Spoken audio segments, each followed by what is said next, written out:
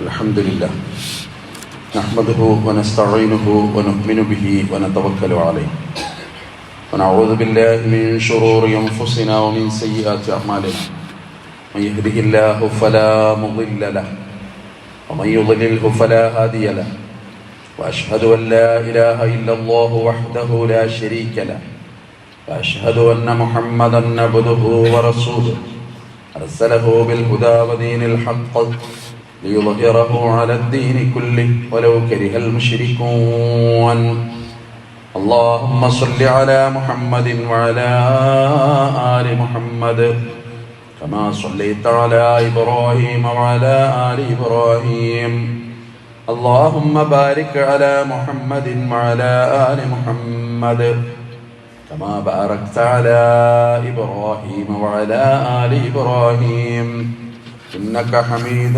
مجيد أما بعد فإن خير الحديث كتاب الله وخير الهدي هدي محمد صلى الله عليه وسلم وشر الأمور محدثاتها وكل محدثة بدعة وكل بدعة ضلالة أيها الإخوان والأخوات أوصيكم وإياي أولا بتقوى الله يا أيها الذين آمنوا اتقوا الله حق تقاته ولا تموتن إلا وأنتم مسلمون أعوذ بالله من الشيطان الرجيم بسم الله الرحمن الرحيم تبارك الذي جعل في السماء بروجا وجعل فيها سراجا وقمرا منيرا وهو الذي جعل الليل والنهار خلفة لمن أراد أن يذكر أو أراد شكورا ബഹുമാനികളായ സത്യവിശ്വാസികളെ വിശ്വാസികളെ അല്ലാഹുവിൻ്റെ അപാരമായ അനുഗ്രഹത്താൽ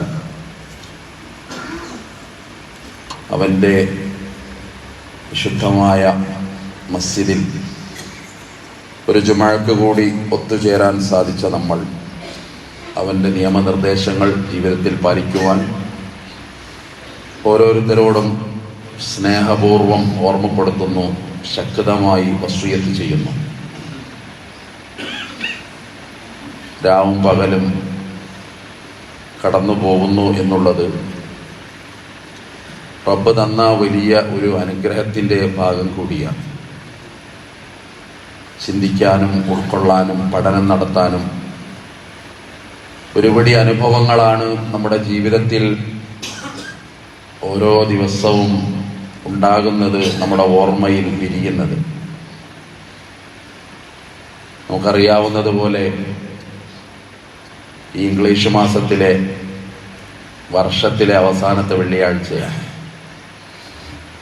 ഇനി ഒരായുസ്സുണ്ടെങ്കിൽ ഒരു വെള്ളിയാഴ്ച നമ്മൾ കണ്ടുമുട്ടുന്നത് വേറെ ഒരു വർഷത്തിലാണ്. വളരെ പെട്ടെന്ന് ഒരു വർഷം കടന്നുപോയിട്ടുണ്ട്. 25 എന്ന് പറയുന്നത് 26 വഴിമാറുക. ഖിയാമത്ത് നാള് സംഭവിക്കുകയില്ല. അഷ്റഫുൽ ഖൽഖ് നബി സല്ലല്ലാഹു അലൈഹി വസല്ലം പറയാ, ലാ തഖൂമുസ് സാഅ, ഒരിക്കലും ഖിയാമത്ത് നാൾ ഉണ്ടാവില്ല. എന്തുണ്ടായിട്ടല്ലാതെ ഹത്താ യതഖാറബസ് സമാൻ, കാലം വളരെ അടുത്തായി നിങ്ങൾക്ക് തോന്നിയിട്ടല്ലാതെ. ഓരോ വരികളും അത്ഭുതകരമാണ്.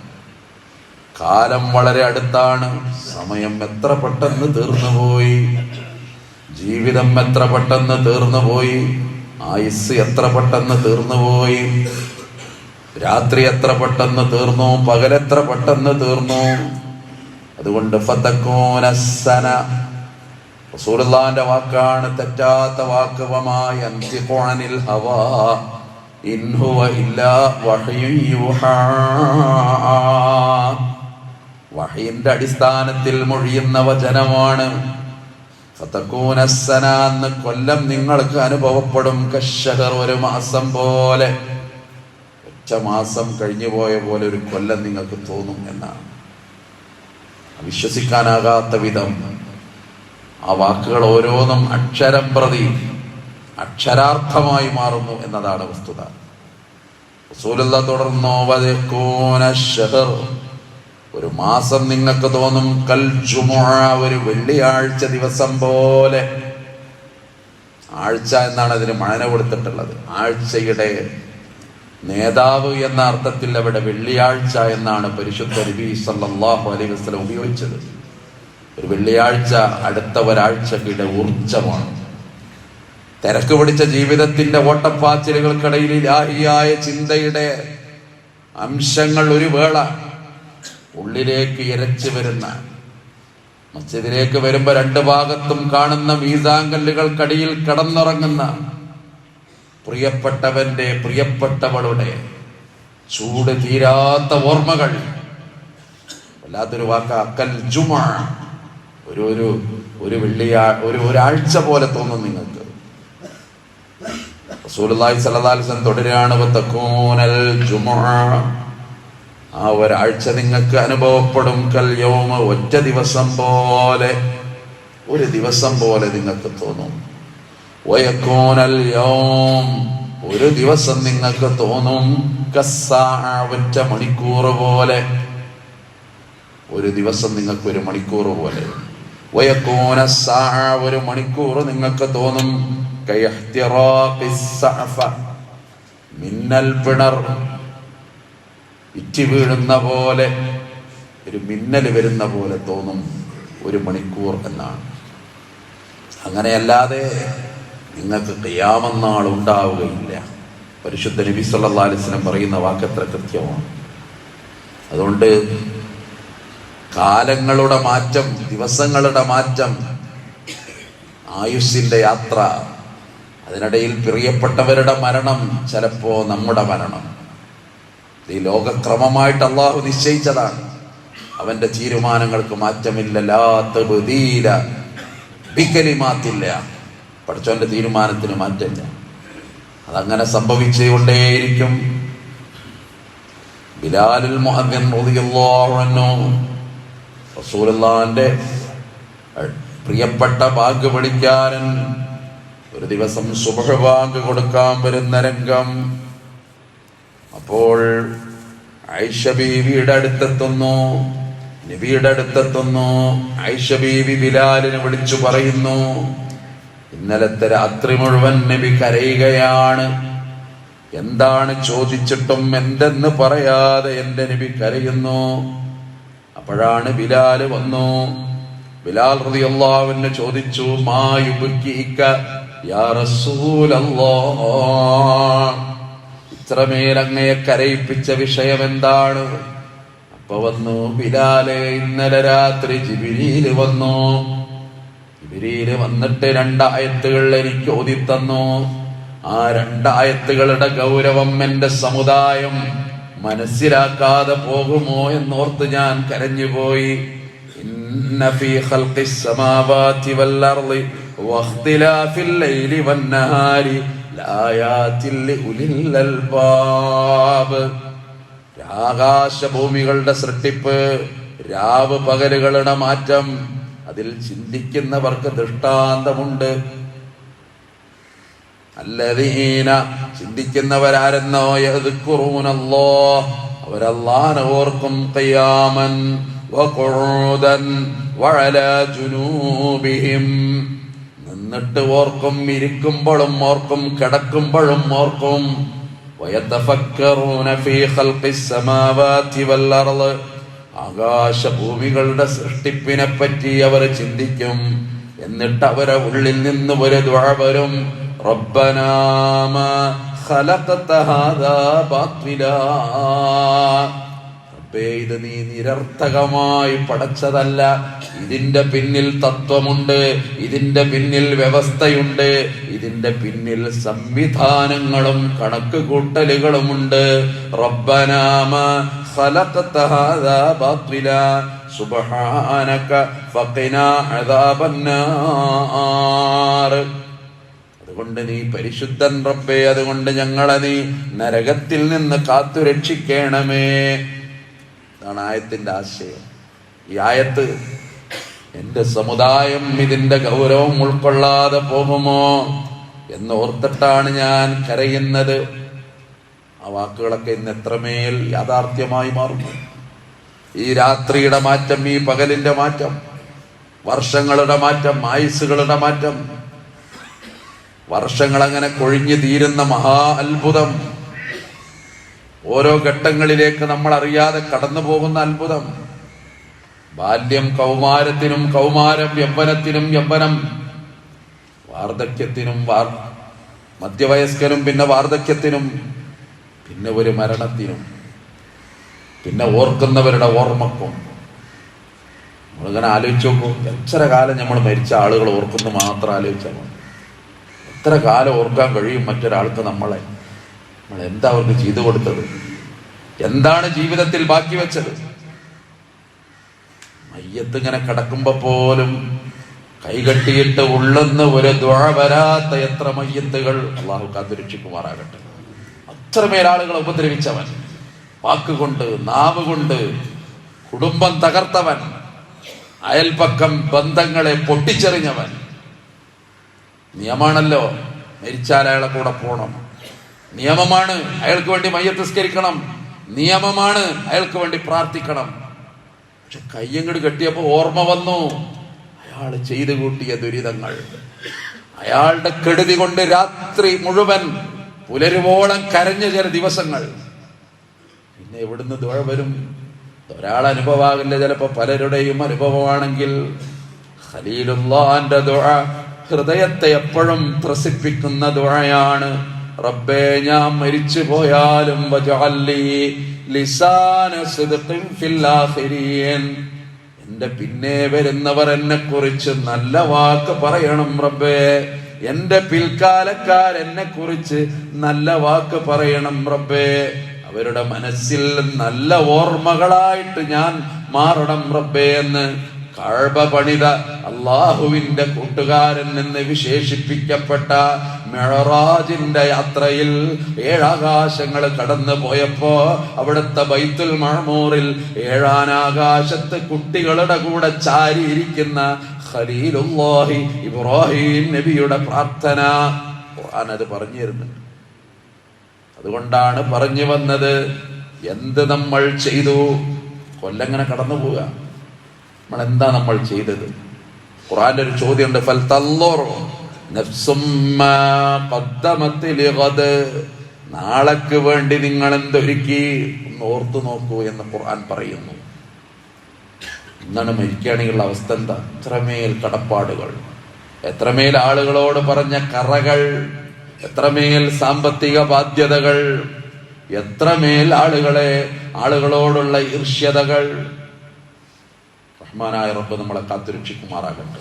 പ്രിയപ്പെട്ട സഹോദരന്മാരെ, സഹോദരിമാരെ, അതുകൊണ്ടാണ് എന്തെങ്കിലും ഒന്ന് നമ്മൾ ചെയ്തു എന്ന് അല്ലെ അവസരമൊക്കെ അല്ലാഹ് തന്നിട്ടുണ്ടാവും. എന്തെങ്കിലും ഒരു നല്ല കാര്യം ഞാൻ ചെയ്തു എന്നൊരു കുടുങ്ങിയ നേരത്തെ നമുക്ക് റബ്ബിനോട് പറയാൻ പറ്റുമോ?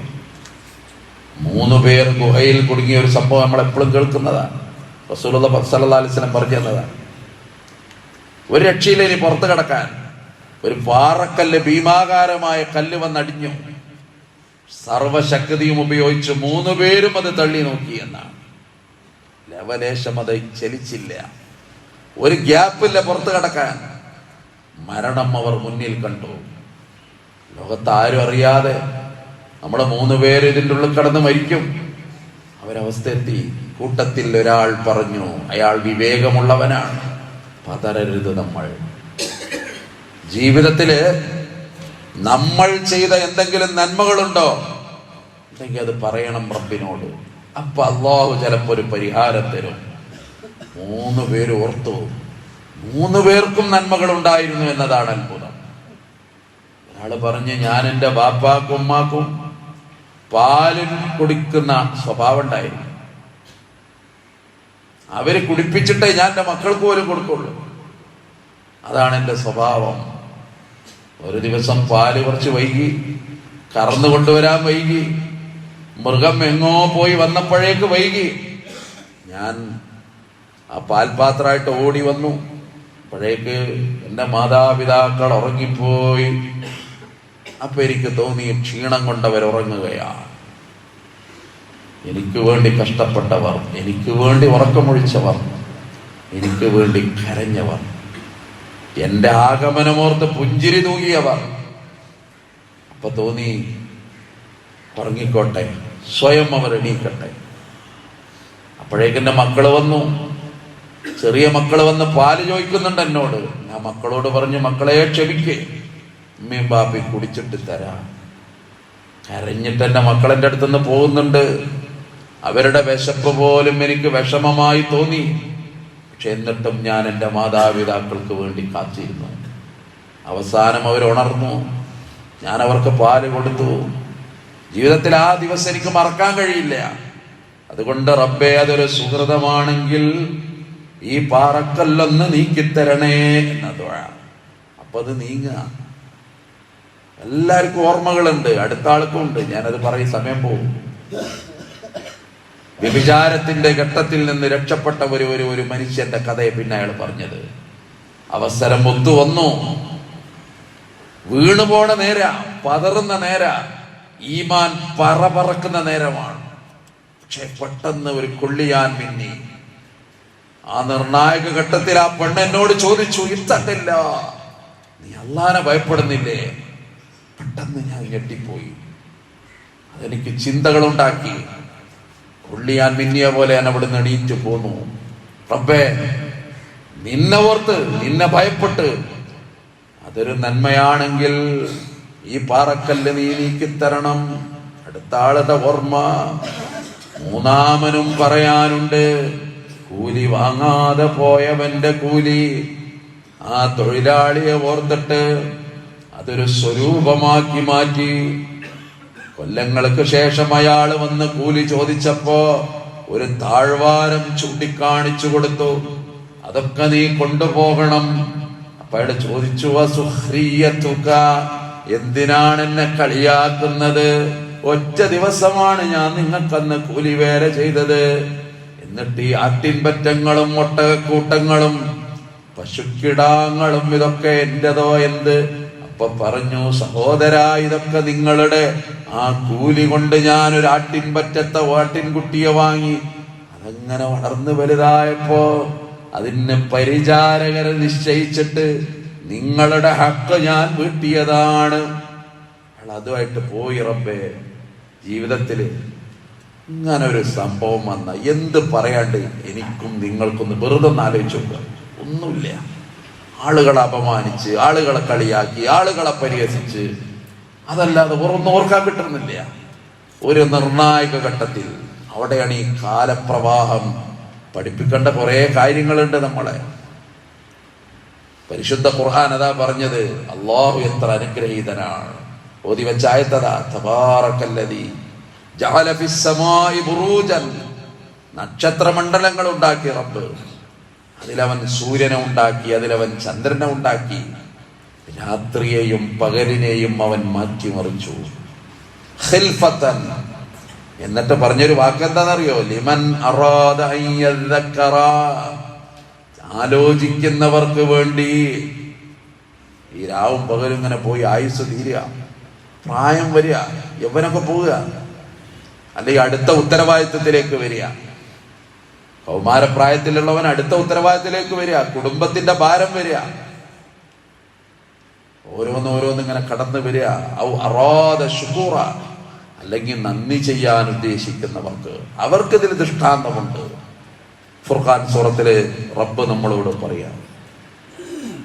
ശരിക്കിത് ബോധ്യം ഉണ്ടായിരുന്നു. അമീറുൽ മുഅ്മിനീൻ ഉമർ ഇബ്നുൽ ഖത്താബ് റളിയല്ലാഹു അൻഹു അദ്ദേഹം പറയുമായിരുന്നു, ഹാസിബൂ, നിങ്ങളൊന്ന് കണക്കാക്കണം കേട്ടോ, അൻഫുസക്കും, നിങ്ങളെ പറ്റി, നിങ്ങൾ എന്തൊക്കെ ചെയ്തു എന്ന് നിങ്ങളൊന്ന് വെറുതെ കണക്കാക്കൂ. ഉമർ റളിയല്ലാഹു അൻഹു കണക്കാക്കിയിരുന്നു. ഇന്ന് എന്തൊക്കെ ചെയ്തു? രാത്രി കിടക്കുമ്പോൾ അങ്ങനെ ഓർക്കും, എത്ര നന്മകൾ, എത്ര തിന്മകൾ, എത്ര പേർക്ക് സഹായം, എത്ര പേർക്ക് വിഷമം, എത്ര പേരെ ശകാരിച്ചു. ഇതൊക്കെ ഇങ്ങനെ ഓർക്കുമ്പോ ഹാസിബു അൻഫുസക്കും ഖബ്ല അൻ തുഹാസിബു, നിങ്ങളെ വിചാരണ ചെയ്യപ്പെടുന്നതിന് മുമ്പ്, നിങ്ങൾക്കും നമുക്കൊക്കെ ഒരു വിചാരണ, അതിനു മുമ്പ് സ്വന്തമായി ഒരു വിചാരണ. അല്ലേ? നീ നിസ്കരിക്കണം, നിനക്ക് വേണ്ടി ആളുകൾ നിസ്കരിക്കുന്നതിന് മുമ്പ്. അങ്ങനെ നമ്മൾ കേൾക്കാറില്ലേ? തീരെ നിസ്കരിക്കാത്ത ഒരാളായിരിക്കാം ചിലപ്പോൾ, എന്നാലും അയാൾക്കും ആളുകൾ മയ്യത്ത് നിസ്കരിക്കുമല്ലോ. അത് അയാളോടുള്ള കടപ്പാടാണ്. അത് ഇസ്ലാമിക സമൂഹത്തിന്റെ സംസ്കാരത്തിന്റെ ഭാഗവുമാണ്. അങ്ങനെയൊക്കെ നമ്മൾ നടത്തും. പക്ഷെ അവിടെയും തനിക്ക് വേണ്ടി താൻ നിസ്കരിക്കുക, നിനക്ക് വേണ്ടി മറ്റുള്ളവർ നിസ്കരിക്കുന്നതിന് മുമ്പ് നീ നിന്റെ അമലുകൾ തൂക്കി നോക്കുക. ഖബല അൻ തുവസ്സിനു, അത് തൂക്കപ്പെടുന്നതിന് മുമ്പ്. വതസയ്യനു, നിന്റെ പ്രവർത്തനങ്ങളെ നീ ഭംഗിയാക്കണം. ലിൽഅറദിൽ അക്ബർ, ഏറ്റവും നല്ല ലക്ഷ്യത്തിന് വേണ്ടി. എന്നിട്ട് അമീറുൽ മുഅ്മിനീൻ ഖുർആനിലെ ഹഖ് സൂറത്തിലെ 18-ാമത്തെ ആയത്ത് ഓതി, യൗമഇദിൻ തുഅറദൂന ലാ തഖ്ഫാ മിൻകും ഖാഫിയ, എല്ലാം പ്രദർശിപ്പിക്കപ്പെടുന്ന ഒരു ദിവസമാണ്. അതുകൊണ്ട് അതൊന്നും ലാ തഖ്ഫാ മിൻകും ഖാഫിയ, അതൊന്നും മറഞ്ഞു പോവൂല, ഒന്നും മാഞ്ഞു പോവൂല, ഒന്നും മായ്ച്ചു വെക്കാനും കഴിയുകയില്ല. ബോധം ഇങ്ങനെ ഉണ്ടാകുക. പുതിയ കാലത്ത് ഉത്തരവാദിത്തം കൂടിയിട്ടുണ്ട്. കണ്ണ് തുറന്നാൽ, കാല് ചലിച്ചാൽ ഹറാമിലേക്ക് നടന്നെടുക്കുന്നു, ഹറാമ് കാണുന്നു, അരുതായ്മകൾ ജീവിതത്തെ വരിഞ്ഞു മുറുക്കുന്നു, മാനസിക ഉല്ലാസത്തിന്റെ പേരിൽ എന്തൊക്കെ നടക്കുന്നു. ന്യൂ ഇയർ വരുമ്പോ തുള്ളിച്ചാടുന്ന ആളുകൾ ആവേശം കൊണ്ട്. കഴിഞ്ഞ കൊല്ലം തുള്ളിച്ചാടിയ പലരും ഇല്ലേ? ഇപ്പോ ഒരാറടി മണ്ണ് കത്തി. അത്രയുള്ള മനുഷ്യന്റെ അവസ്ഥ. അതുകൊണ്ട് ഉമർ റളിയല്ലാഹു അൻഹുവിന്റെ പുത്രൻ ഇബ്ൻ ഉമർ, അബ്ദുല്ലാഹ് ഇബ്ൻ ഉമർ, ഒരു ദിവസം പറയാ, ഞാനിങ്ങനെ നിൽക്കുമ്പോ എന്റെ ചുമലിൽ ഒരു കൈ വന്നു വീണു. അഖദ റസൂലുള്ളാഹ് ബിമൻകിബി, എന്റെ ചുമലിൽ ഒരു കൈ ഇങ്ങനെ പതിഞ്ഞു. തിരിഞ്ഞു നോക്കുമ്പോ നബിയാ. ഫഖാല, എന്നിട്ട് നബി പറയാണ്, കുൻ ഫിദ്ദുനിയാ കഅന്നക ഗരീബ്, നീ ദുനിയാവിൽ ഒരു അപരിചിതനാകണം. ഔ ആബിറു സബീൽ, അല്ലെങ്കിൽ ഒരു വഴിയാത്രക്കാരനാകണം. പിന്നെ പറഞ്ഞൊരു വാക്കാ, വല്ലാത്ത വാക്ക്, വഉദ്ദ നഫ്സക മിൻ അസ്ഹാബിൽ ഖുബൂർ, നിന്റെ ശരീരത്തെ നീ ഖബറാളികളുടെ കൂട്ടത്തിൽ എണ്ണിക്കോ. ഓരോ ഖബർ കാണുമ്പോഴും അതിന്റെ അപ്പുറത്ത് സ്ഥലമുണ്ട്, അവിടെ ഏതോ ഒരു ഖബർ രൂപാന്തരപ്പെടാനുണ്ട്. അതൊരു പക്ഷേ നമ്മുടേതാണോ എന്ന് ഓർക്കുന്നത് നല്ലതാണ്. അതുകൊണ്ട് പരലോകത്തിന്റെ വിചാരണ, ഓരോ കൊല്ലം കടന്നു പോകുമ്പോ നമ്മുടെ ബിസിനസ്, നമ്മുടെ ഇടപാട്, അതൊക്കെ കണക്ക് കൂട്ടിയിട്ട് ന്യൂനതകൾ വരുമ്പോ, പോരായ്മകൾ വരുമ്പോ ചേർക്കേണ്ടത് ചേർക്കാനും ഒഴിവാക്കേണ്ടത് ഒഴിവാക്കുകയും ചെയ്യുമ്പോ മാത്രമാണ് ഒരു സംരംഭത്തിന്റെ വിജയം ഉണ്ടായിത്തീരുന്നത് എന്ന് ഒരാളും പറയാതെ അറിയുന്നവരാണ് നമ്മളെങ്കിൽ ആ വിചാരണ, ശരിയായ വിചാരണ. ഇബ്രാഹിം നബിയുടെ ഒരു ദുആ ഉണ്ട്, നേരത്തെ പറഞ്ഞ റബ്ബി ഗഫിർലി, പഠിച്ചോനെ എനിക്ക് പുറത്തു തരണം, വലി വാലിദയ്യ, എന്റെ മാതാപിതാക്കൾക്കും പുറത്തു തരണം. ഖുർആനിൽ എന്തിനാ അങ്ങനെ ആയത്ത് കൊടുത്ത്? പഠിപ്പിക്കാനാ നമ്മളെ. ഖുർആനിൽ തന്നെ ആയത്ത് കൊടുത്തു, നിങ്ങൾ നിങ്ങളെ മാതാപിതാക്കൾക്ക് വേണ്ടി ദുആ ചെയ്യരുത്. ഇബ്രാഹിം നബിയോട് പിതാവിന് വേണ്ടി പ്രാർത്ഥിക്കരുത് ഖുർആൻ പറഞ്ഞു. തിരുത്തി ഖുർആൻ ഇബ്രാഹിം നബിയെ. അനിസ്ലാമിക ഏർപ്പാട് നടത്തിയവൻ, വിഗ്രഹ കച്ചവടം നടത്തിയവൻ, പക്ഷെ ഒരു പിതാവ് എന്ന് പറയുന്ന ഒരു രക്തബന്ധം, അത് ബോധ്യപ്പെടുത്താനാണ് ഈ ആയത്ത് അല്ലാഹു കൊടുക്കുന്നത്. വല്ലിൽ മുഅ്മിനീന, സത്യവിശ്വാസികൾക്കും പുറത്തു കൊടുക്കണം. യൗമ യഖൂമുൽ ഹിസാബ്, വിചാരണയുടെ ദിവസം. ഇബ്രാഹിം നബിയുടെ ദുആ, ഇഖ്തറബ ലിന്നാസി ഹിസാബുഹും, ജനങ്ങളെ വിചാരണ എത്ര അടുത്തു. വഹും ഫീ ഗഫ്ലത്തിൻ മുഅ്രിദൂൻ, എന്നിട്ടും അവർ അശ്രദ്ധയിലാണ്.